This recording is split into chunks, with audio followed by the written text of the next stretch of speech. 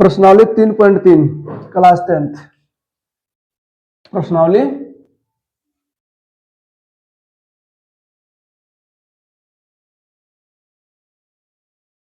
3.3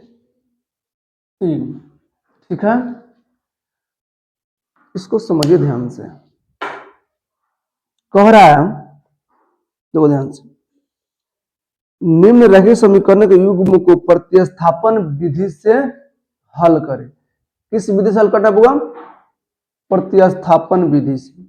तो प्रतिस्थापन का मतलब क्या होता है कि किसी भी स्थान में किसी भी सुनो, किसी एक संख्या में किसी अदर संख्या को रख देना क्या होता है? प्रतिस्थापन कर देना। जैसे कि मान लो तुम तीनों बैठल हो, कोई में गोरा और बैठा दिए तो उसका स्थान नहीं मिल गया, तो प्रतिस्थापन हो गया। उसी क्या कहते हैं? प्रतिस्थापन कहते हैं। देखो ध्यान से, चलिए लिखा है क्वेश्चन नंबर 1। सुनो, क्वेश्चन नंबर 1 कह रहा है 3.1 के question number 1, x plus y बराबर 14। कितना बाबू? 14। x माइनस वाई बराबर 4। ठीक है, इसको प्रतिस्थापन विधि से हल करना है। ठीक है बुआ, किस विधि से? प्रतिस्थापन विधि से।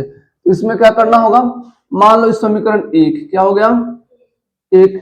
हम चाहे तो मान सकते हैं समीकरण 2, अच्छा हम आगे भी सोल्व कर सकते हैं। तो इसको तो सोल्व करते हैं। हम x करते हैं बराबर में 4 यानी माइनस में तो कितना आ जाएगा? प्लस में y आ गया ना। इतना समझ आया? कोई दिक्कत? संदीप इधर ध्यान दो। इसको हम मान लेते समीकरण 2 मान लिए। क्या मान लिए? 2 मान लिए।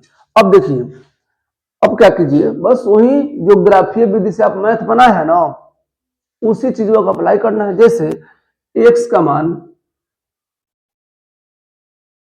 समीकरण 1 में रखने पर, ठीक है।